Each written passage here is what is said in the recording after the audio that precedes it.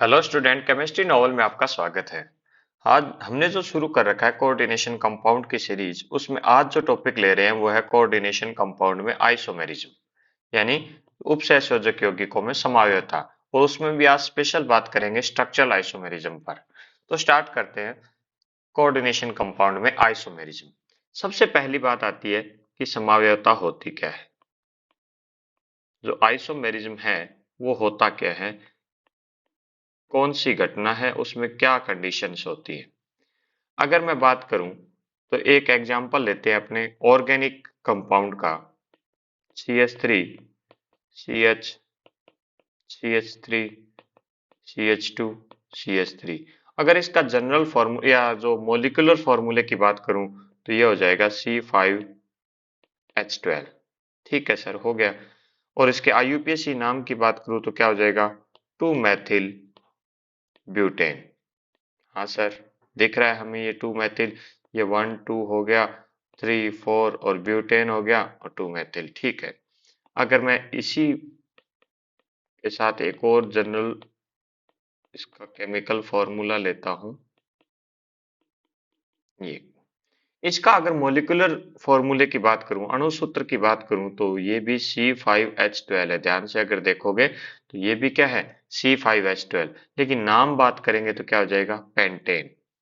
क्या नाम हो जाएगा, पेंटेन। अच्छा, नामकरण के अंदर IUPAC नोमेनकल्चर के अंदर जब बात की जाती है तो स्ट्रक्चर के आधार पर ही तो उसका IUPAC नाम लिखा जाता है। यानी इन दोनों की क्या है, डिफरेंट IUPAC नाम है। इसका मतलब इनकी क्या है, संरचना भिन्न है। स्ट्रक्चर क्या है, डिफरेंट है, संरचना भिन्न है। और जब संरचना डिफरेंट हो, भिन्न हो, लेकिन इनके मोलिकुलर फॉर्मूले सेम हो, अणु सूत्र तो सेम है लेकिन इनके संरचना भिन्न है, तो संरचना भिन्न है तो फिजिकल प्रॉपर्टी या केमिकल प्रॉपर्टी में भी डिफरेंस आ सकता है। भौतिक गुण में तो डिफरेंस आता ही आता है। भौतिक गुण भी क्या हो सकते हैं, भिन्न होते हैं। तो ऐसे कंपाउंड्स, ये दो हो सकते हैं, दो से ज्यादा हो सकते हैं। Two or more compound which have same molecular formula, जिनके अणु सूत्र तो समान होते हैं। Which have same molecular formula, अणु सूत्र समान है but they have different structure, यानी उनकी संरचना भिन्न हो। जरूरी नहीं है संरचना भिन्न हो, इनकी स्पेशल अरेंजमेंट जो होता है, स्पेशल अरेंजमेंट जो होता है, यानी त्रिविम व्यवस्था जो होती है वो भी भिन्न हो सकती है। यानी इनका जो कंपाउंड, जो प्रतिस्थापी है, इनका जुड़ने की स्थिति भी भिन्न भिन्न हो सकती है।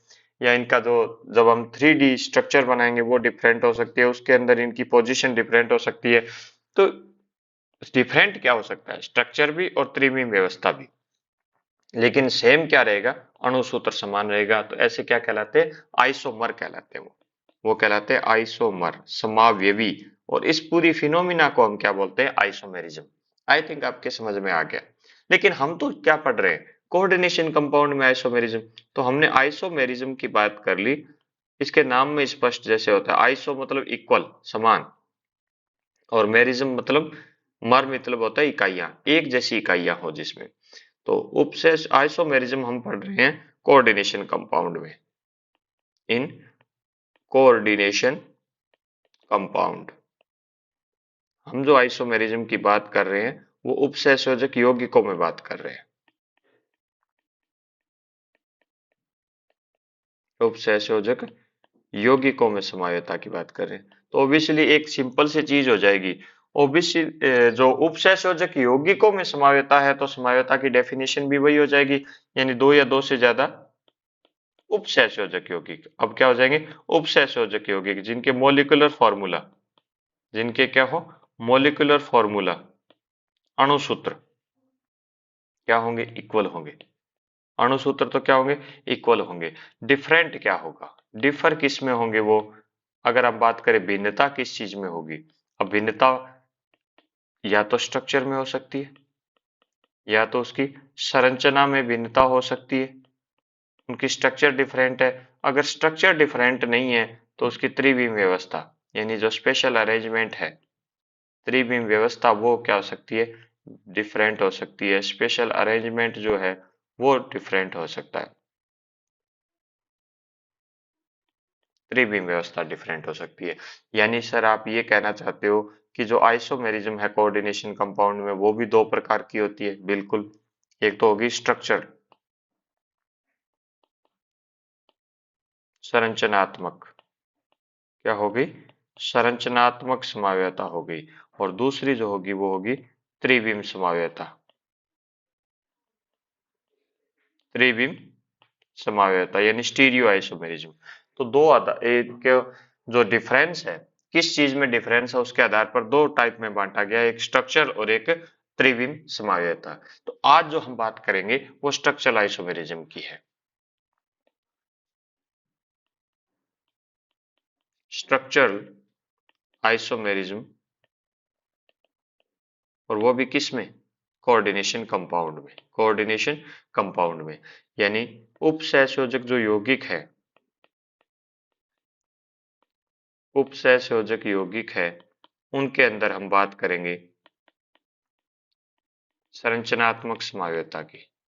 सर ये होती क्या है, पहले तो ये बताइए। हम बात कर चुके हैं संरचनात्मक समाव्यता, समाव्यता के मतलब आइसोमेरिज्म, आइसो मतलब इक्वल, इक्वल क्या होगा इसमें, इक्वल क्या होगा, समान क्या होगा, अणुसूत्र होगा। इक्वल क्या होगा, अणुसूत्र होगा। मॉलिक्यूलर फॉर्मूला सेम होगा, इसमें सेम क्या होगा, मॉलिक्यूलर फॉर्मूला सेम होगा।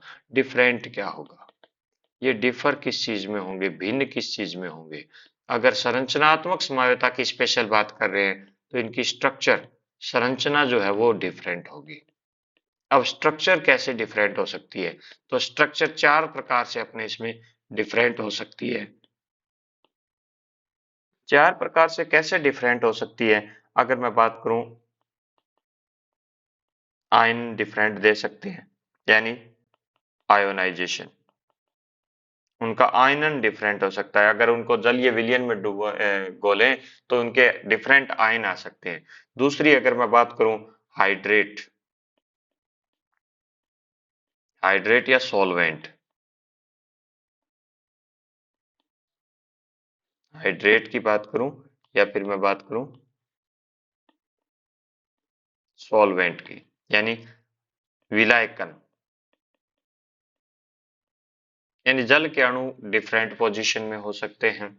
या बात करूं कोऑर्डिनेशन, कोऑर्डिनेशन आइसोमेरिज्म, यानी समन्वय भी बोल सकता हूं, या उपसय संयोजन, उपसय संयोजन। सर ये समन्वय और उपसय संयोजन का मतलब बातें करेंगे अभी। अगर बात करूं मैं तो इनके अंदर लिंकेज, यानी जो डिफरेंट बॉन्डिंग हो सकती है, कैसे होती है सारा आज हम डिस्कस करेंगे। तो संरचनात्मक जो समाव्यता है, यानी स्ट्रक्चरल जो आइसोमेरिज्म है कोऑर्डिनेशन कंपाउंड में, उनको उसको फोर पार्ट्स में डिवाइड किया गया है। आयोनाइजेशन, हाइड्रेट या सॉल्वेंट, कोऑर्डिनेशन या लिंकेज, यानी आयनन समाव्यता, विलायकन समाव्यता, समन्वय, या यहाँ आपने ध्यान रखना है या तो समन्वय होगा या क्या होगा, उपसंयोजन समायता या बंधन समायता। तो सबसे पहले हम स्टार्ट करते हैं आयनन समायता। यहां आपको सारे कंसेप्ट क्लियर हो जाएंगे। आयनन समावेता, आयनन समावेता बोलूं या फिर इसको इंग्लिश में आयोनाइजेशन आइसोमेरिज्म। आयोनाइजेशन आइसोमेरिज्म है क्या, यानी स्ट्रक्चरल का पार्ट है। तो ये तो डिफरेंट फिक्स हो गया कि इक्वल क्या होगा, इक्वल क्या होगा, मोलिकुलर फॉर्मूला, यानी अणु सूत्र क्या होगा, सेम होगा। ठीक है सर, मोलिकुलर फॉर्मूला यानी अणु सूत्र समान है। ठीक है, अणु सूत्र समान है तो डिफरेंट क्या है, यहां आपको ध्यान रखना है। ये अपने जब इनको आयनित किया जाता है ना तो आयन डिफरेंट होते हैं इनके। अब आयन डिफरेंट कैसे होते हैं वही तो हमें डिस्कस करना है कि two or more coordination compound which have same molecular formula but they have different structure, but in ionization isomerism, two or more coordination compound which have same molecular formula but they gives different ion in their solution.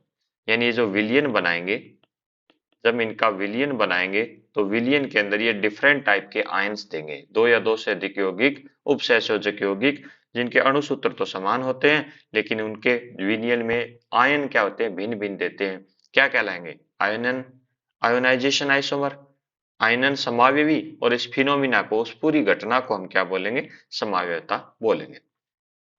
अगर मैं बात करूं तो इसका एक की point आप ध्यान रख लो, इस समावयवता का इस की पॉइंट क्या है? इसका क्या है? जो कोऑर्डिनेशन स्फीयर है, बिल्कुल सर हमने पढ़ रखा है, कोऑर्डिनेशन स्फीयर है और एक आयोनोस्फीयर है। कोऑर्डिनेशन स्फीयर है और एक आयोनोस्फीयर है। कोऑर्डिनेशन स्फीयर और आयोनोस्फीयर के अंदर इंटरचेंज होगा। क्या होगा? इंटरचेंज। किस चीज में इंटरचेंज होगा? यानी अंतर परिवर्तन होगा। जिसमें क्या होगा? अंतर परिवर्तन होगा। और वो अंतर परिवर्तन आयनों के मध्य होगा। वही तो हमें डिस्कस करना है कि आयनन समायोजकता समझ में आया आपको? क्या चीज समझ में आई? कि two or more coordination compound जिनके मोलिकुलर फॉर्मूला क्या होते हैं? इक्वल, लेकिन वो एक्वस सॉल्यूशन के अंदर या विलियन के अंदर क्या देते हैं? डिफरेंट आयन देते हैं। अणु सूत्र समान है लेकिन आयन क्या देते हैं? विलियन में भिन्न भिन्न देते हैं। इसके अंदर चीज जो ध्यान रखनी है वो ये है कि कोऑर्डिनेशन स्फीयर और आयनोस्फीयर है ना, उनके अंदर क्या होगा? इंटरचेंज होगा। यानी एक वाला इधर, एक बार इधर होगा, एक बार आयन इधर आ जाएगा। तो वो अलग अलग प्रकार के आयन विलियन के अंदर देंगे। तो बात कर लेते हैं एग्जाम्पल से, आपको अच्छी तरह समझ में आ जाएगा। मैं एक एग्जाम्पल लिख रहा हूं। इसके अंदर 5 एमीन है और एक ब्रोमिडो है और एंटी आयन के रूप में सल्फेट है। ठीक है सर। इसका जब हमें आयोनाइजेशन आइसोमर बनाऊं तो क्या हो जाएगा? 5 ही एमीन लिए मैंने। ठीक है। सल्फेट को मैंने लिगेंड के रूप, हो सकता है सर, बिल्कुल हम लिगेंड वाले टॉपिक में कर चुके हैं ये। अब देखिए दोनों में, और ये हम बात कर चुके हैं कि जब इसका जलीय विलयन बनाया जाएगा, जब इसका जलीय विलयन बनाया जाएगा तो ये जो एंटी आयन है वो अपना टेस्ट देगा और ये कोऑर्डिनेशन जो एंटिटी है यानी जो कॉम्प्लेक्स आयन है वो अपना टेस्ट देगा। इसके अंदर क्या होगा? अलग अलग टेस्ट नहीं आएंगे। किसके? आयनों के। अमोनिया का आयन और ब्रोमीन का, कोबाल्ट का अलग अलग टेस्ट नहीं आएगा। तो हम बात करें अगर, तो इसके जो जलीय विलयन में आयन बनेंगे, आयन की जब बात होगी तो ये बनेगा और ये क्या हो जाएगा? ये आयन बनेंगे। ठीक है सर। यानी इसके एक्वस सॉल्यूशन में एक तो संकुल आयन ये होगा, एक सल्फेट क्या होगा? एंटी आयन के रूप में होगा। अगर इसके आयोनाइजेशन की बात की जाए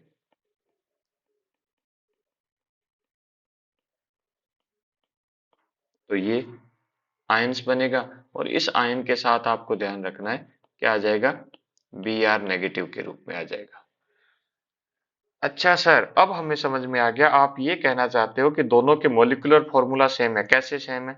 कोबाल्ट है, बिल्कुल कोबाल्ट है। 5 अमोनिया है, 5 अमोनिया है। एक बी आर है, एक बी आर है। एक सल्फेट है और एक सल्फेट है।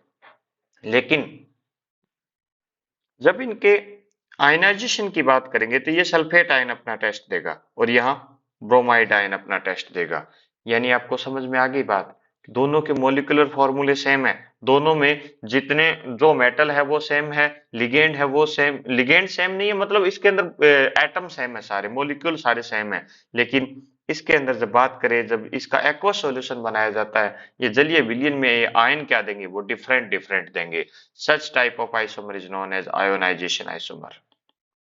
ऐसे आइसोमर को हम क्या बोलते हैं? आयनन आइसोमर। और इस पूरे फिनोमिना को क्या बोलते हैं? आयनन समावयवता। ये तो आयनन समावयवी हैं एक दूसरे के, और इस पूरे फिनोमिना का नाम है आयनन समावयवता। आई थिंक आपके यहाँ क्लियर हो गई होगी। और एग्जांपल लेते हैं और ज्यादा क्लियर हो जाएगा। जैसे मैंने लिया कोबाल्ट है, कोबाल्ट के साथ अमोनिया के 4 मॉलिक्यूल लिगेंड के रूप में, 2 क्लोरीन के लिगेंड के रूप में और नाइट्राइट आयन ले लिया NO2।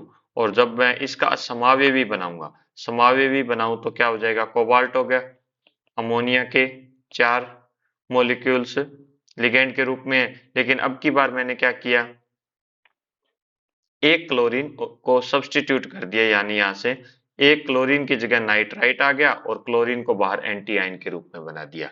अब ध्यान देना, अगर ये आयन देगा तो ये आयन क्या देगा, कोबाल्ट देगा, सॉरी कोबाल्ट के साथ 4 अमोनिया और Cl2, ये तो क्या होगा, कॉम्प्लेक्स आयन के रूप में होगा, और NO2 क्या देगा, माइनस के रूप में अपना आयन देगा। ठीक है सर, इसमें नाइट्राइट आयन आएगा और इसका आयोनाइजेशन करें तो देखते जाना, 4 अमोनिया के मॉलिक्यूल साथ रहेंगे, Cl साथ रहेगा, NO2 हमने पढ़ा है कोऑर्डिनेशन एंटिटी में कोई भी अपना आयन टेस्ट नहीं देता है, और ये जो आ गया वो प्लस आ गया और साथ में क्या आ गया, Cl माइनस, हो गया ना जादू। क्या, यहाँ नाइट्राइट आयन दे रहा है और यहाँ Cl आयन दे रहा है, ये क्या दे रहा है, Cl माइनस आयन दे रहा है, तो ये इसका मतलब हो गया दोनों क्या है, आयनन समावयवी है, आयोनाइजेशन आइसोमर है। एक और एग्जांपल की बात करें, अगर अगर मैंने लिया पीटी NH3 के साथ NH3 4 है और Cl2 लिगेंड के रूप में, इसके साथ लिया Br2 एंटी आयन के रूप में, और अगर मैं जब इसका आइसोमर बनाना चाहूं तो क्या हो जाएगा, पीटी NH3 4 Br2 को अंदर ले आया और अच्छा सर, आप यही तो सिखा रहे थे कि इनके आयनोस्फीयर और एंटी आयंस के या जो कोऑर्डिनेशन स्फीयर इनके बीच में इंटरचेंज होगा, यही तो हुआ है ना। ये Br लिगेंड के रूप में आ गया, Cl क्या आ गया, बाहर आ गया, तो ये अब आयन जब देंगे, ये टेस्ट देंगे तो क्या आ जाएगा, Pt के साथ Cl2, ये पूरा एक साथ आयन टेस्ट देगा और साथ में क्या देगा, 2 Br माइनस आयन टेस्ट देंगे। इसी प्रकार अगर मैं बात करूं इसके अंदर, तो यहाँ ये वाला संकुल आयन होगा और ये एंटी आयंस होंगे। आई थिंक आपको क्लियर हो गया होगा कि क्या होती है आयोनाइजेशन आइसोमरिज्म। तो आपके जैसे ये आ गया, CO के साथ अमोनिया के 5 मॉलिक्यूल है और नाइट्रेट है वो लिगेंड के रूप में और सल्फेट एंटी आयन के रूप में, इसका आप क्या बनाइए, आइसोमर बनाइए। अब पहले आप इसका आइसोमर बनाने, आयोनाइजेशन आइसोमर बनाओगे ना, इससे पहले आप एक काम कीजिए, पहले इसको आयन में तोड़िए, तो क्या हो जाएगा, CO NH3 5NO3। अब सर प्लस तो है, ये पक्का है क्योंकि पहले पॉजिटिव लिखा जाता है और बाद में नेगेटिव लिखा जाता है, तो आप जानते हो स्टूडेंट, सल्फेट पर क्या होता है, -2 होता है, तो इसका मतलब इसको न्यूट्रलाइज हो रखे, कोई आपके इसके सबस्क्रिप्ट में नंबर इंडिकेटर नहीं लगा हुआ है, इसका मतलब ये -2 है तो ये भी क्या होगा, +2 होगा। ये आपको समझ में आ गया। अब ये क्या दे रहा है, सल्फेट आयन दे रहा है, सल्फेट आयन। हमें अब मैं दूसरे तरीके से आपको बता रहा हूं, हमें क्या बनाना है, इसका आयोनाइजेशन आइसोमर क्या बन सकता है, क्या बन सकता है, तो हम देखते हैं कि अगर ये बात करें, ये सल्फेट आ जाए लिगेंड के रूप में और ये नाइट्रेट आ जाए, ये नाइट्रेट आ जाए बाहर एंटी आयन के रूप में, तो सर कोई चेंज नहीं आएगा। किस चीज का चेंज आएगा, नाइट्रेट आयन ये भी लिगेंड के रूप में काम करता है, सल्फेट भी। सर अमोनिया बाहर आ जाए तो ये कोई एंटी आयन के रूप में नहीं आ सकता, यानी ये नेगेटिव नहीं है, तो यहाँ नेगेटिव इसकी चार्ज को सेटिस्फाई नहीं करेगा, इसलिए ये बाहर नहीं आएगा, तो नेगेटिव की जगह क्या आएगा, नेगेटिव बाहर आएगा। तो अगर हम बात करें,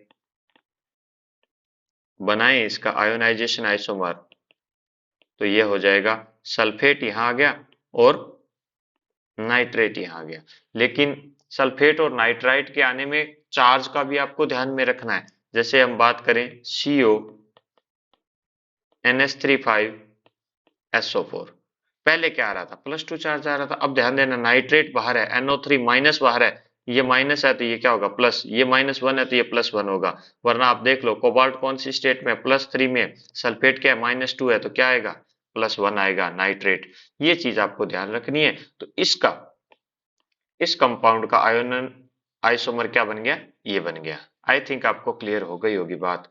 एक और एग्जांपल की बात कर लेते हैं, Cr के साथ मैंने क्या किया, अमोनिया के 5 मॉलिक्यूल और सल्फेट ले लिया और साथ में क्या ले लिया, Br। अगर मैं इसका आयनन आइसोमर बनाऊं तो क्या हो जाएगा, अमोनिया को तो मैं यही रखूंगा, सर ये तो सेम ही है बिल्कुल, सल्फेट आप यहाँ ले लीजिए। अब इसको अगर आप आयनों में तोड़ते हो तो ये संकुल आयन अपना अलग से टेस्ट देगा, NH3 5SO4, और ये Br अपना है। अब बात करें इसके ऊपर क्या आएगा, तो Cr Br माइनस है और ये सल्फेट माइनस 2 है। यहाँ पर याद देखना ये -2 है और ये +3 स्टेट में है, तो क्या आ जाएगा +1 आ जाएगा। ये Br माइनस है, वरना आप इस Br की संख्या से भी पहचान लोगे। ये अगर बात करें तो इसका Cr NH3 Br, तो यहाँ सल्फेट है, सल्फेट अपना टेस्ट देगा तो ये -2 है, तो ये पक्का क्या हो जाएगा +2 हो जाएगा। तो ये आपके अगर आयोनाइजेशन आइसोमेरिज्म पढ़नी है तो आपको अच्छी तरह ये सारा यहाँ से क्लियर हो जाएगी। सारे एग्जाम्पल को आप अच्छी तरह देखिए, और इसके अलावा हम डेफिनेशन पे बात कर चुके हैं। तो नेक्स्ट जो हम लेते हैं वो है हाइड्रेट समावेता। नेक्स्ट है वो है हाइड्रेट समावेता। हाइड्रेट समावेता की जब बात करेंगे तो इसका एक दूसरा नाम भी याद रखना है, विलायकन समावेता। विलायकन समावेता। अगर मैं बात करूं इंग्लिश में तो हाइड्रेट ही है, सॉल्वेंट। सॉल्वेंट सॉल्वेट आइसोमेरिज्म की बात है। तो चलिए स्टार्ट करते हैं, होता क्या है। बस एक ही चीज समझनी है आपको, डिफरेंस किस चीज में है। स्ट्रक्चर में तो है, लेकिन स्ट्रक्चर में किस चीज में डिफरेंस है। मॉलिक्यूलर फॉर्मूला क्या होगा, मॉलिक्यूलर फॉर्मूला क्या होगा, अणुसूत्र क्या होगा। सर ये तो आप बता चुके हो ना, सेम होगा, इक्वल होगा। अणुसूत्र क्या होगा, सेम होगा। ठीक है, हमारे समझ में आया हुआ है। सूत्र अणुसूत्र क्या हो जाएगा, इक्वल हो जाएगा, समान हो जाएगा। लेकिन डिफरेंस किस चीज में है, भिन्नता किस चीज में है, डिफरेंस किस चीज में है, डिफर किस चीज में है ये। तो उस डिफर की अगर बात करें, H2O अणु, यहां ध्यान देना है, H2O अणु, जल के जो अणु हैं वो लिगेंड के रूप में और क्रिस्टल, ये जल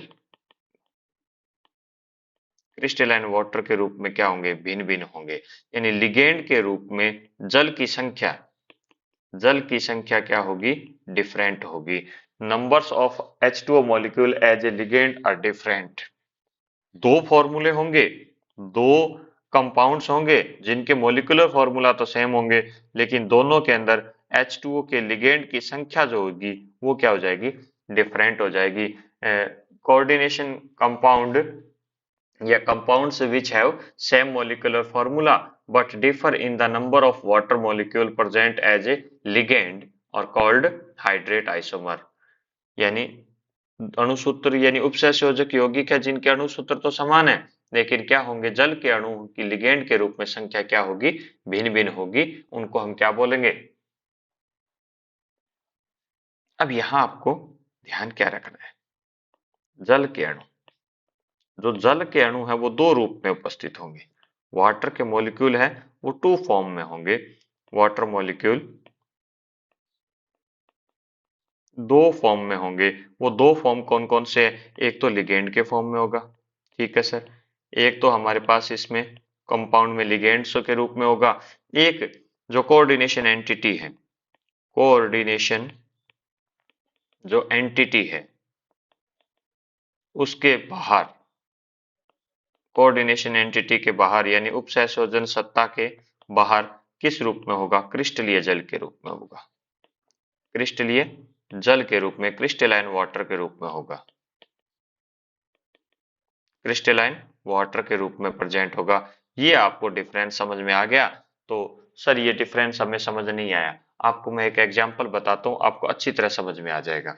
मैं एक जनरल फॉर्मूला ले रहा हूँ, क्रोमियम के साथ क्लोरीन के 3 मॉलिक्यूल और 6 जल के अणु ले रहा हूँ, 6 वाटर मॉलिक्यूल ले रहा हूँ। अगर हम इसके कोऑर्डिनेशन कंपाउंड की बात करेंगे, कोऑर्डिनेशन कंपाउंड जब बनाए तो सबसे पहले 6 के 6 H2O के मॉलिक्यूल क्या है, लिगेंड के रूप में है, और 3 क्लोरीन क्या है, किस फॉर्म में, क्रिस्ट एंटी आयन के रूप में प्रेजेंट है। तो ये क्या हो गया, हेक्सा एक्वा क्रोमियम। ये नामकरण हम पढ़ चुके हैं पीछे के लेक्चर के अंदर। आपको नहीं समझ में आया हुआ तो आप पीछे के लेक्चर देखिए, पूरा अच्छी तरह क्लियर हो जाएगा। क्लोराइड थर्ड है, और क्लोराइड एनहाइड्रस है। ये एनहाइड्रस है। एनहाइड्रस का मतलब क्या हो गया, यहाँ एनहाइड्रस का मतलब क्या हो गया, यानी कोई भी क्रिस्टलाइन वाटर के मॉलिक्यूल प्रेजेंट नहीं है। इसके अगर कलर की बात करें तो वॉयलेट कलर का होता है, बैंगनी रंग का होता है ये कैसा होता है? बैंगनी रंग का होता है। अब अगर बात ध्यान से सुनना, अगर इसी फॉर्मूले से, यानी जिसमें 3 तो क्लोरीन के मॉलिक्यूल है और 6 क्या है? वाटर के मॉलिक्यूल है। अगर उसी फॉर्मूले से Cr के साथ H2O के 5 मॉलिक्यूल और Cl आ गया, इसके साथ क्या आ गया? जो कोऑर्डिनेशन नंबर थे 6, उसको कंप्लीट करने के लिए एक Cl लिगेंड के रूप में आ गया, और बाहर क्या है? Cl2 रह गया, और साथ में क्या आ गया? H2O का मॉलिक्यूल एक क्रिस्टलाइन वाटर के रूप। अच्छा सर, आप ये कहना चाहते हो, तो इसमें क्रिस्टलाइन वाटर का मॉलिक्यूल क्या है?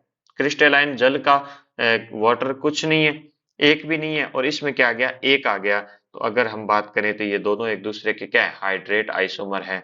नाम हो जाएगा पेंटा एक्वा। अब की बार क्या नाम हो जाएगा? पेंटा एक्वा क्लोरिडो आ गया। इसके साथ क्या आ गया?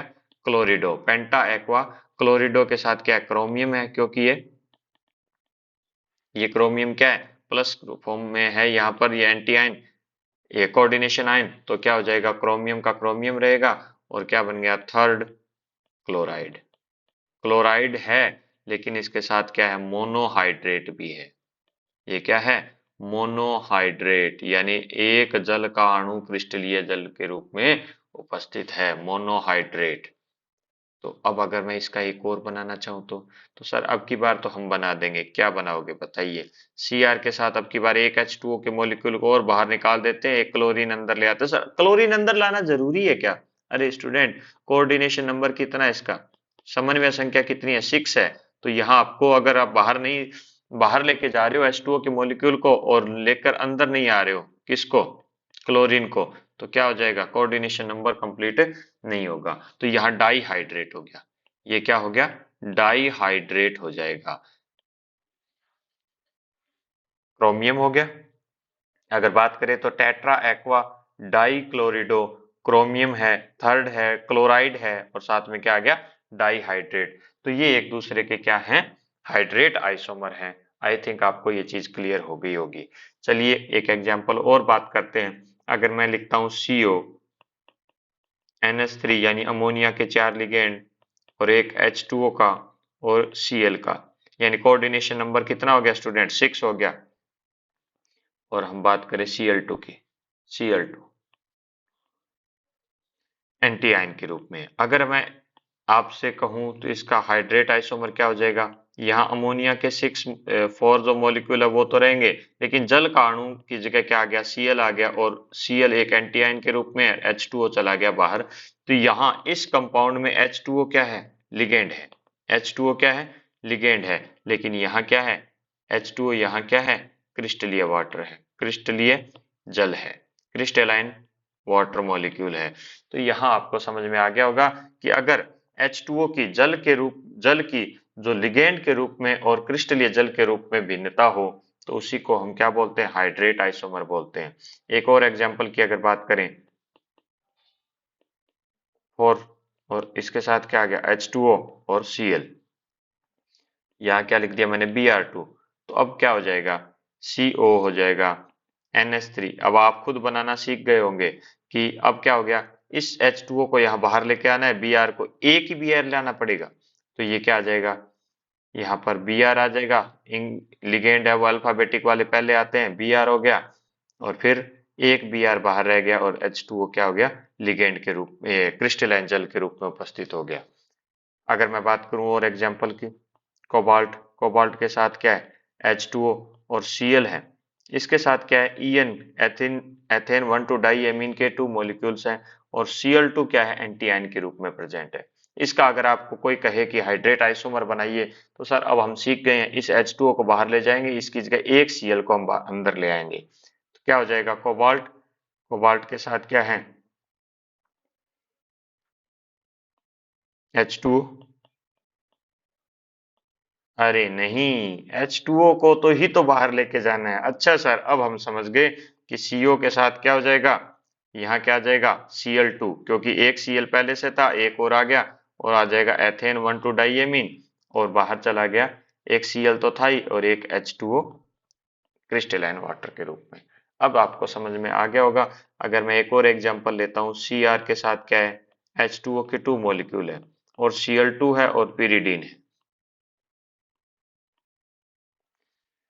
कितनी है, 6, इसके कोऑर्डिनेशन नंबर हो गया। एंटी आयन के रूप में इसके साथ Cl प्रेजेंट है।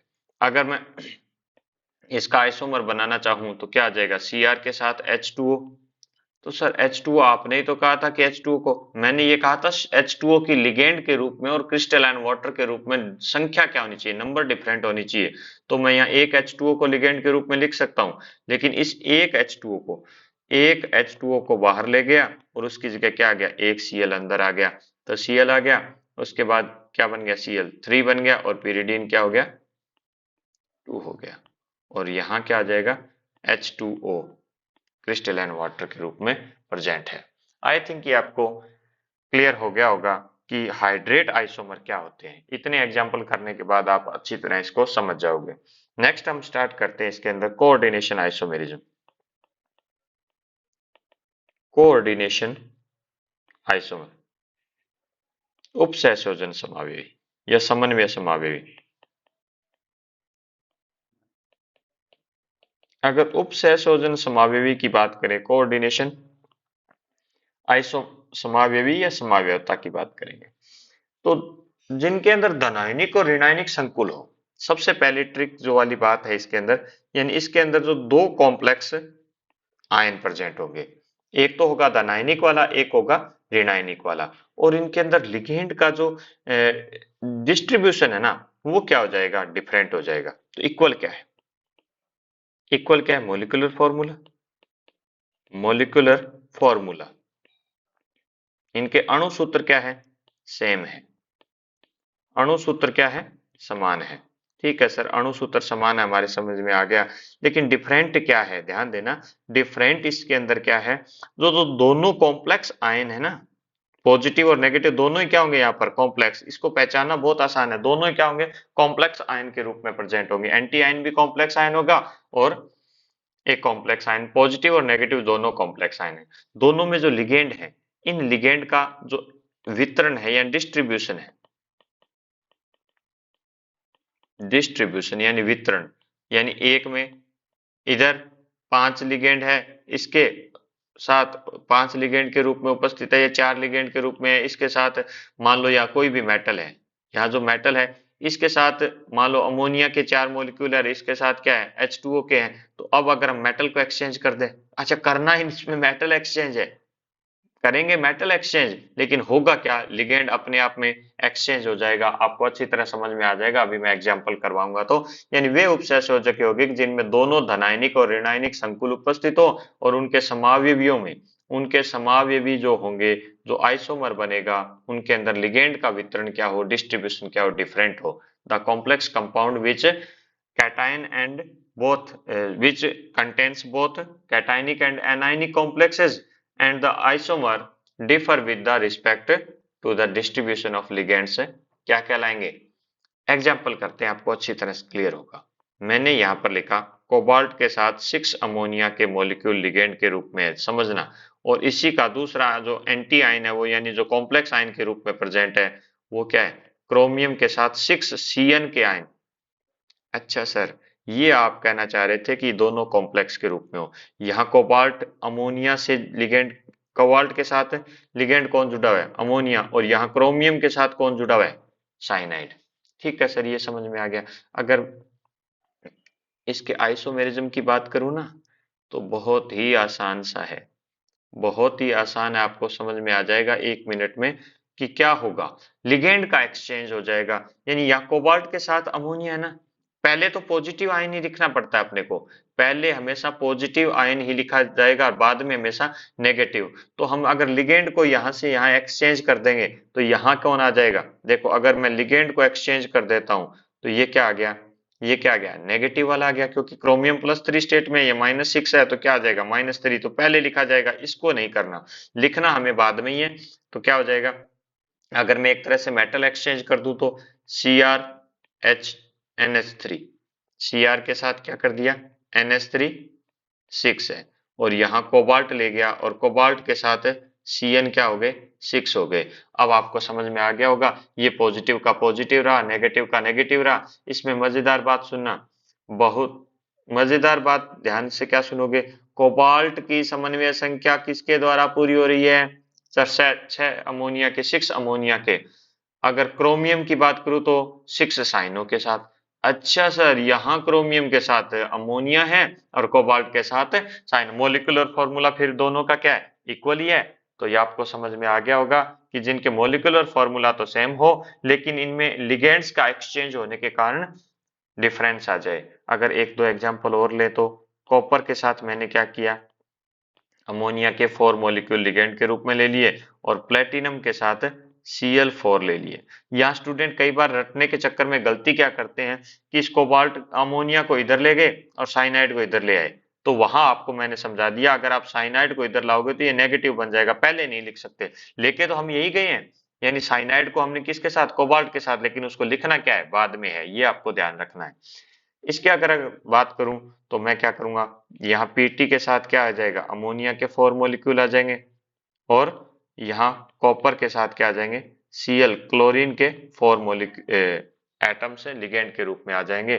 तो यहाँ अगर ध्यान से देखोगे तो यहाँ कॉपर की समन्वय संख्या अमोनिया के 4 के द्वारा पूरी हो रही है, यहाँ कॉपर की समन्वय संख्या यानी कोऑर्डिनेशन नंबर क्या हो रहा है? क्लोराइड के द्वारा कंप्लीट हो रही है। आई थिंक ये आपको अच्छी तरह समझ में आ गया होगा। और एग्जाम्पल की अगर बात करें तो मैं लिखता हूं क्रोमियम और इसके साथ अमोनिया के 6 मॉलिक्यूल। ठीक है सर, यहां लिखा मैंने क्रोमियम और साइनाइड के 6 मॉलिक्यूल। सर यहाँ फिर कैसे करोगे? ये तो दोनों मेटल ही सेम हो गई। यहाँ भी आप क्रोमियम की 6 जो कोऑर्डिनेशन नंबर है, 6 कोऑर्डिनेशन नंबर अमोनिया है, तो आप अगर यहाँ लेके आओगे साइनाइड को या इस क्रोमियम को इधर लेके जाओगे तो वो क्रोमियम ही रहेगा। तो मैंने कहा था, ध्यान से सुनना, लिगेंड के अंदर भी एक्सचेंज, बात लिगेंड के एक्सचेंज की हो रही थी। तो अगर मैं बात करूं, क्रोमियम है, इसके साथ मैंने लिख लिया NH3 4, ये अच्छा एग्जांपल है। यहां लिख लिया Cn2, अमोनिया के मॉलिक्यूल 4। अच्छा सर, यानी इस क्रोमियम का जो समन्वय संख्या कोऑर्डिनेशन नंबर पूरा हो रहा था 6 अमोनिया के द्वारा, अब इस क्रोमियम का क्या हो रहा है? 4 अमोनिया और 2 साइनाइड के द्वारा। आगे वाला कॉम्प्लेक्स अगर लिखेंगे तो क्या हो जाएगा? क्रोमियम के साथ अब की बार मॉलिक्यूल अमोनिया के मॉलिक्यूल्स क्या हो जाएंगे? 2 हो जाएंगे और Cn के क्या हो जाएंगे? 4। यानी यही तो हमें सीखना है कि यहाँ क्रोमियम 6 अमोनिया के साथ जुड़ा हुआ है, लेकिन यहाँ क्रोमियम 4 अमोनिया और 2 साइनों के साथ जुड़ा हुआ है, और यहाँ क्रोमियम 6 साइनों के साथ जुड़ा हुआ है, तो लेकिन यहाँ 2 अमोनिया और 4 साइनों के साथ जुड़ा हुआ है। आई थिंक आपको अच्छी तरह क्लियर हो गया होगा। अब हम बात करें अगर एक और एग्जांपल की, तो अगर मैं पीटी के साथ क्या लिखूं? अमोनिया के 4 मॉलिक्यूल्स, और पीटी के साथ ही क्या लिखूं? Cl के 4। तो अगर इसकी बात करें, सर ये भी तो सेम ही है, लेकिन सेम अभी अपने सीखा है ना। क्या सीखा है? हमने ये सीखा है कि अब पीटी के साथ हम संख्या चेंज कर देंगे, नंबर्स चेंज कर देंगे। एक Cl आ गया और अमोनिया के 3 मॉलिक्यूल्स आ गए, और इस पीटी के साथ हम क्या करेंगे? Cl तो 3 आ गया और अमोनिया का मॉलिक्यूल 1 आ गया, ये एक्सचेंज हो गया। लेकिन ये फॉर्मूला अगर बात करें तो पहले कौन आएगा? एमीन आएगा, एमीन आएगा और NH3, और साथ में क्या हो जाएगा? NH3 का मॉलिक्यूल और Cl का 3 आ गया। तो ये आपको ध्यान में रखना है। आई थिंक ये आपके सारे एग्जाम्पल समझ में आ गए होंगे कि क्या होता है कोऑर्डिनेशन आइसोमर यानी समन्वय समावेवी। और अगर हम बात करें लास्ट अपनी स्ट्रक्चरल आइसोमेरिज्म की, स्ट्रक्चरल आइसोमेरिज्म में लास्ट है वो है linkage isomerism. Linkage isomerism, linkage isomerism की बात आएगी यानी बंधन समावेवी। क्या आ जाएगी? बंधन समावेवी में यहां आपके नाम से स्पष्ट हो रहा है लिंकेज में कुछ चेंज होगा। यानी मोलिकुलर फॉर्मूला क्या होगा? मोलिकुलर फॉर्मूला क्या होगा? इक्वल होगा। मोलिकुलर फॉर्मूला क्या होगा? यहाँ पर अणुसूत्र क्या होगा? समान होगा। ठीक है सर, अणुसूत्र समान है, लेकिन जो चेंज है वो बंधन में है, यानी जो लिंकेज में है। यानी लिंकेज का मतलब यहाँ क्या है, कोऑर्डिनेशन बॉन्ड में है। कोऑर्डिनेशन बॉन्ड के अंदर कुछ डिफरेंस है, और वो कोऑर्डिनेशन बॉन्ड में डिफरेंस आपको मैं यहाँ समझा देता हूँ। उभयदंती लिगेंड होना चाहिए। पहचान समझ में आ गई तो आपको यह सब बहुत ही आसान लगेगी कि उभयदंती एम्बिडेंट एम्बिडेंट लिगेंड होना चाहिए। और ये जो एम्बिडेंट लिगेंड है ये क्या करेगा, ध्यान देना, ये लिगेंड के एम्बिडेंट लिगेंड होता क्या है, यानी इसके एम्बिडेंट लिगेंड के अंदर दो डोनर एटम होते हैं, लेकिन एक टाइम में कोऑर्डिनेशन बॉन्ड एक ही बनाता है। तो दो डोनर एटम है, दोनों में से मान लो लिगेंड तो सेम ही रहा तो मोलिकुलर फॉर्मूला सेम हो जाएगा।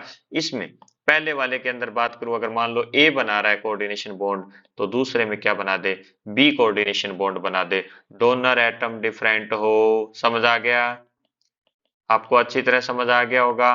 क्या चीज डिफरेंट हो, दाता परमाणु, दाता परमाणु भिन्न हो। तो ये हो गया आपके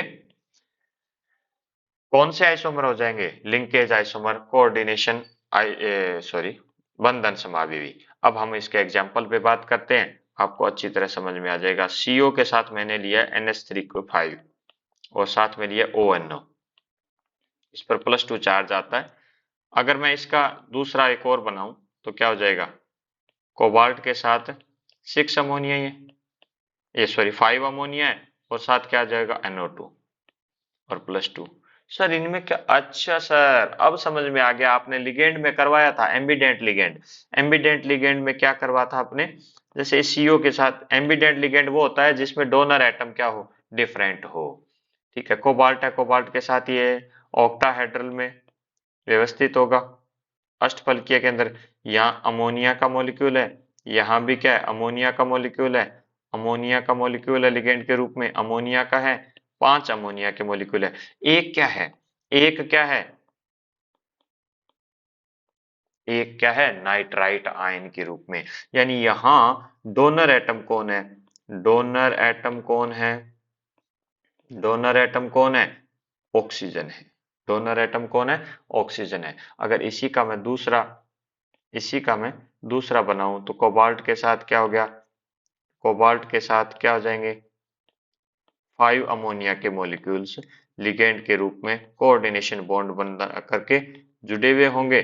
ठीक है सर, ये हमें समझ आ रहा है कि, लेकिन अब की बार ध्यान रखना, अब क्या ध्यान रखोगे कि अब की बार डिफरेंस तो कुछ होगा तभी तो वो आइसोमर होगा, और यहाँ जो डिफरेंस होगा वो NO2 लिगेंड के रूप में। यानी इस पूरे पर क्या आता है, +2 चार्ज आएगा, यहाँ भी क्या आएगा, इस पर पूरे पर +2। लेकिन हमें बात जो समझनी है वो क्या है, यहाँ जो दाता परमाणु है, यहाँ जो दाता परमाणु है, डोनर एटम जो है वो कौन है, नाइट्रोजन है। और इसमें दाता परमाणु था, डोनर एटम था, वो कौन था, ऑक्सीजन था। मोलिकुलर फॉर्मूला तो सेम ही है क्योंकि दोनों के अणुसूत्र आपके क्या है, बिल्कुल सेम है। हम इसके अंदर एग्जाम्पल कर लेते हैं एक दो और, ताकि आपको अच्छी तरह समझ में आ जाए। जैसे मैंने लिखा क्रोमियम, क्रोमियम के साथ H2O के 5 और SCN साथ में Cl2। तो दूसरा क्या बन जाएगा, आप खुद बना सकते हो। H2 कुछ चेंज ही नहीं करना इसमें, आपको क्या करना है, SCN की जगह क्या लिख देना है, NCS। नाम आपको मैं पीछे के लेक्चर में लिखना सिखा चुका हूं, तो आप नाम लिख लोगे, आपको अच्छी तरह समझ में और आ जाएगा। अगर मैं बात करूं कोबाल्ट, कोबाल्ट के साथ अमोनिया के 2 मॉलिक्यूल और NO2 के 2 और pyridine 2, ये जुड़ा हुआ है, और NO3 एंटी आयन के रूप में। आप बनाना चाहोगे, सर हम बना देंगे, तो वीडियो को पॉज कीजिए और बना के देखिए। अगर हम बात करेंगे तो आपने बनाया होगा CO NH3 5, NH3 का सॉरी 2 है, NH3 क्या है, अमोनिया के 2 हैं, और साथ में क्या आ गया, ONO, ONO। अच्छा सर, हाँ यही बनाया हमने। ठीक है, तो आपको बधाई हो, आपको क्या आ चुका है, लिंकेज आइसोमेरिज्म पहचानना आने लग गया है। चलो हम एक और एग्जांपल ले लेते हैं।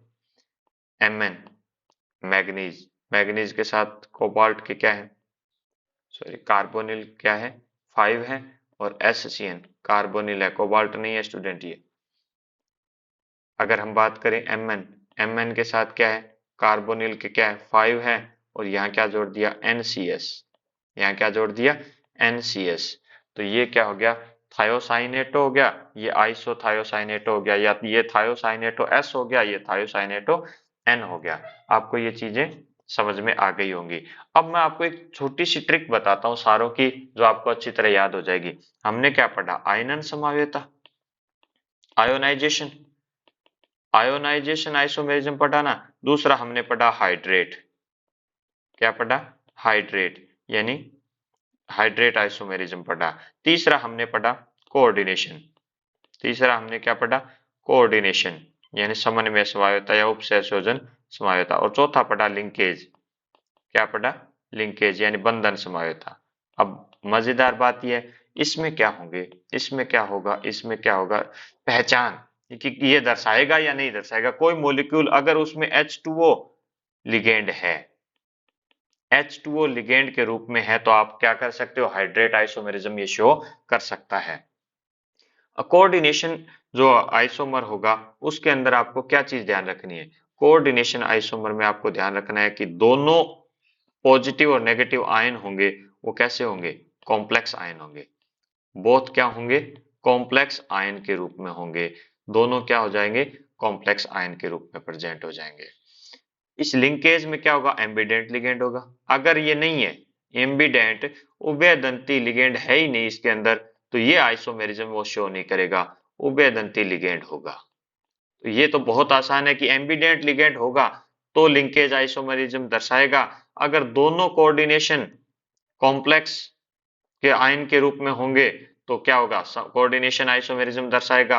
अगर H2O लिगेंड के रूप में है तो ही वो हाइड्रेट दर्शाएगा। इसमें आपको आसानी से देख करके पता चल जाएगा क्या होगा? डिफरेंट एंटी आयन होंगे, डिफरेंट एंटी आयन। अगर उसमें डिफरेंट एंटी आयन बनने की प्रोबेबिलिटी है तो उसमें क्या होगा? आयनन आइसोमेरिज्म होगी, वरना नहीं होगी। आई थिंक ये आपको अच्छी तरह क्लियर हो गया होगा कि दोबारा देखिए, हाइड्रेट आइसोमेरिज्म कोई कोऑर्डिनेशन कंपाउंड कब दर्शाएगा? अगर उसमें H2O लिगेंड है तो दर्शाएगा। कोऑर्डिनेशन कब दर्शाएगा? जब दोनों पॉजिटिव और नेगेटिव क्या है? कॉम्प्लेक्स आयन के रूप में प्रेजेंट है, तो ही वो कोऑर्डिनेशन आइसोमेरिज्म दर्शाएगा। लिंकेज आइसोमेरिज्म कब दर्शाएगा? जब उसमें उभयदंती लिगेंड है तो ही दर्शाएगा। तो ये आपको बातें क्लियर हो गई होंगी। तो अब अपने बात कर लेते हैं, इसको थोड़ा समराइज के रूप में, समरी के रूप में हम पढ़ लेते हैं कि क्या पढ़ा हमने। कोऑर्डिनेशन कंपाउंड में isomerism, two or more compound which have the same molecular formula but different structure और special arrangement are called isomer and this phenomena is known as isomerism. दो या दो से अधिक यौगिक जिनके अणु सूत्र तो समान होते हैं लेकिन उनकी संरचना या फिर हम बात करें त्रिविम व्यवस्था भिन्न होती है, और इस गुण क्या कहलाते हैं? समावयवी, और गुण को क्या बोलते हैं? समावयता। कोऑर्डिनेशन कंपाउंड में जो समावयता होती है वो दो प्रकार की है, संरचना और त्रिविम समावयता। और अगर हम बात करें वे उपसंयोजक यौगिक जिनकी संरचना में भिन्नता होती है, उपसंयोजक यौगिक नहीं पढ़ेंगे, समावयवी। समावयवी में सारी बातें आ गई कि two or more compound which have same molecular formula. तो ये समावयवी यानी this type of isomerism arises due to the difference in structure of coordination compound. It is further divided into four types.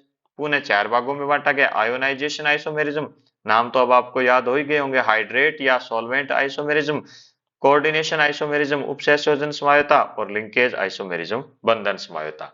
तो हम बात करते हैं इसके आयोनाइजेशन आइसोमेरिज्म के अंदर। Coordination compound which gives different ion, बस इतनी चीज ध्यान रखनी है, आयन क्या होने चाहिए? डिफरेंट होने चाहिए, although they have the same composition और कॉल्ड आयोनाइजेशन आइसोमेरिज्म। एंड और फिनोमिना को हम क्या बोलते हैं? Ionisation isomerism.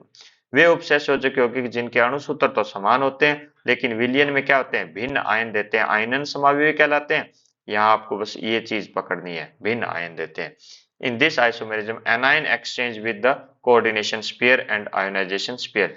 यानी इसमें होता क्या है? बात हो चुकी है अपने कोऑर्डिनेशन स्फीयर यानी उपसंयोजन मंडल और आयनन मंडल के बीच में क्या होता है? ऋण आयन का एक्सचेंज होता है, ये भी ध्यान रखना है आपको।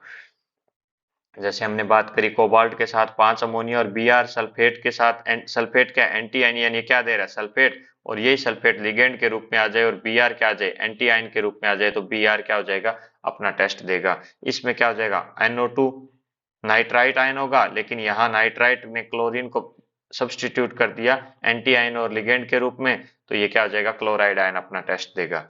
यहाँ ब्रोमाइड देगा और यहाँ क्लोराइड देगा।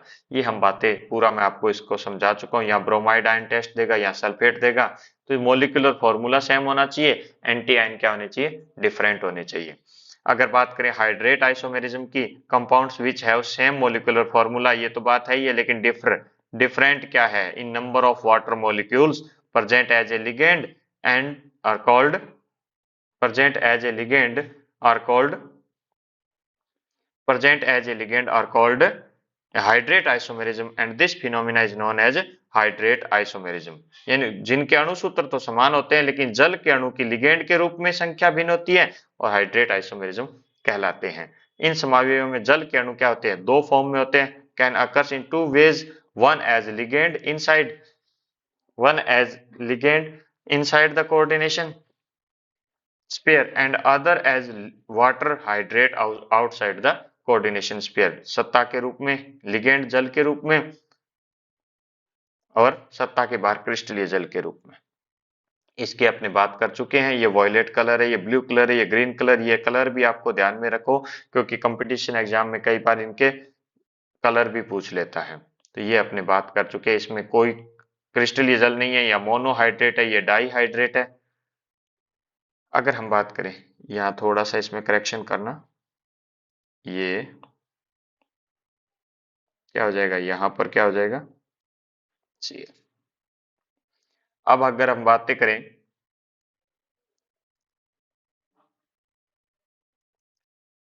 और एग्जाम्पल की, तो ये हम बात कर चुके हैं। इसमें क्या है, Cl और जल का अणु लिगेंड के रूप में, और यहाँ क्या है, क्रिस्टलीय जल के रूप में। यहाँ जल का अणु लिगेंड के रूप में, लेकिन यहाँ क्या आ गया, क्रिस्टलीय।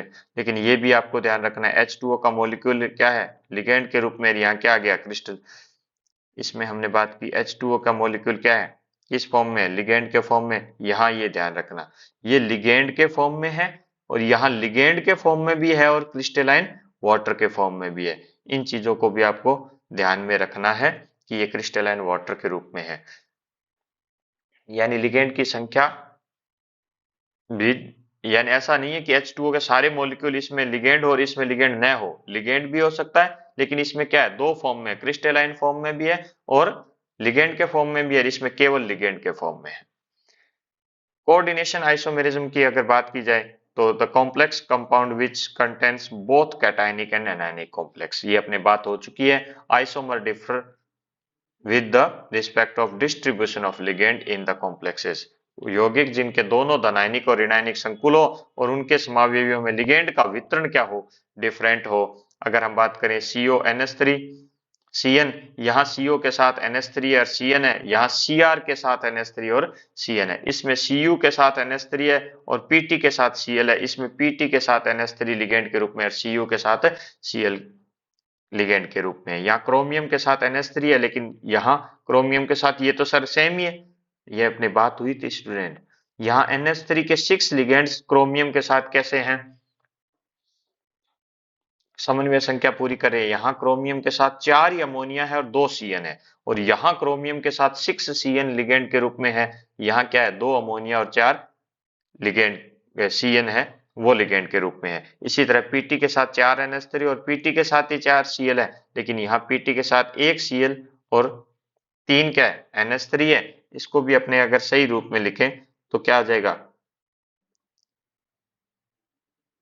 अगर हम इसको लिखें तो क्या आ जाएगा, NH3 क्या है, 3 और Cl है। यहाँ क्या हो जाएगा, ये NH3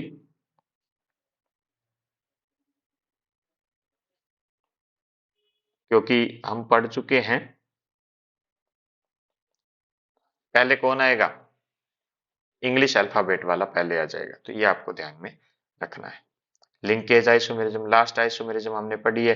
to or more coordination compound which have same molecular formula have ambident ligand, so both molecule are differ in donor atom. Ambident ligand होगा यानी तो ही उनमें क्या होंगे, डोनर एटम डिफरेंट होंगे। तो दो या दो से अधिक उपसंयोजक के हुए कि अणुसूत्र तो समान होते हैं, लेकिन उभयनिष्ठ लिगेंड की उपस्थिति के कारण दोनों लिगेंड की केंद्रीय धातु से जुड़े दाता परमाणु क्या होते हैं, भिन्न होते हैं। ये हम बात कर चुके हैं। ONO और NO2 ये रेड कलर का, येलो कलर का, ये कलर के डिफरेंस के द्वारा ही हमें पता चलता है कि ये दोनों क्या है, डिफरेंट टाइप के कोऑर्डिनेशन कंपाउंड हैं। इसके अंदर H2O के 5 मॉलिक्यूल है, लेकिन साथ में क्या SCN थायोसाइनेटो है, इसमें H2O के 5 मॉलिक्यूल लेकिन NCS है, यानी क्या हो गया, आइसोथायोसाइनेटो है। तो आई थिंक ये आपकी सारी चीजें क्लियर हो गई होंगी। इन सारों के आप स्क्रीनशॉट ले लीजिए। नेक्स्ट जो अपना लेक्चर होगा उसमें हम बात करेंगे stereo isomerism. Stereo isomerism in stereo isomerism in coordination compound. Coordination compound. Student अगर कोई भी आपको प्रॉब्लम है तो कमेंट बॉक्स में लिख दीजिए, मैं आपको नेक्स्ट लेक्चर के अंदर उसको सॉल्व कर दूंगा, आपको उसको अच्छी तरह समझा दूंगा। कोई चीज समझ में नहीं आई है तो कोऑर्डिनेशन कंपाउंड जो है उसके अंदर हम बात करेंगे त्रिविम समायोजकता की। नेक्स्ट लेक्चर में हम बात करेंगे त्रिविम समायोजकता क्या होती है, कितने प्रकार की होती है। आई थिंक आपको लेक्चर पसंद आया होगा। Thank you student.